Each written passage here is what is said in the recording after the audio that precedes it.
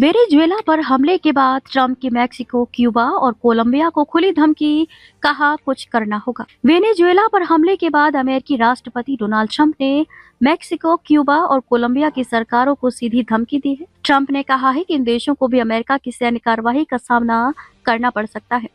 America ने शनिवार सुबह तड़के वेनेजुएला पर बड़े पैमाने पर हमला किया था, जिसमें देश के राष्ट्रपति निकोलस मादुरो को पकड़ लिया गया।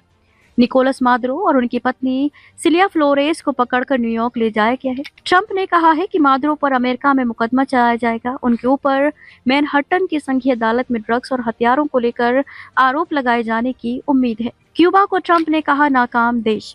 फॉक्स न्यूज के अनुसार जब ट्रंप से पूछा गया कि क्यूबा को वेनेजुएला ऑपरेशन को कैसे समझना चाहिए, तो उन्होंने कहा कि मुझे लगता है कि क्यूबा एक ऐसी चीज है जिसके बारे में हम बात करेंगे, क्योंकि क्यूबा अभी नाकाम देश है। ट्रंप ने कहा कि वह क्यूबा के लोगों की मदद करना चाहते हैं। उन्होंने कहा, हम क्यूबा के लोगों की मदद करना चाहते हैं, लेकिन हम उन लोगों की भी मदद करना चाहते हैं जिन्हें क्यूबा से बाहर निकाल दिया गया और जो इस देश में रह रहे हैं। ट्रंप ने कोलंबिया के राष्ट्रपति गुस्ताव पेट्रो को भी निशाने पर लिया और उनके देश पर अमेरिका में ड्रग्स भेजने का आरोप लगाया। ट्रंप ने दावा किया कि कोलंबिया में इस समय कम से कम 3 बड़ी कोकीन फैक्ट्रियां काम कर रही हैं। ट्रंप ने कहा, वे कोकीन बना रहे हैं, वे इसे अमेरिका भेज रहे हैं, इसलिए उन्हें अपनी खैर मनानी चाहिए। पेट्रो ने वेनेजुएला पर अमेरिका में हमले की निंदा की है और इसे संयुक्त राष्ट्र के सिद्धांतों का उल्लंघन बताया है।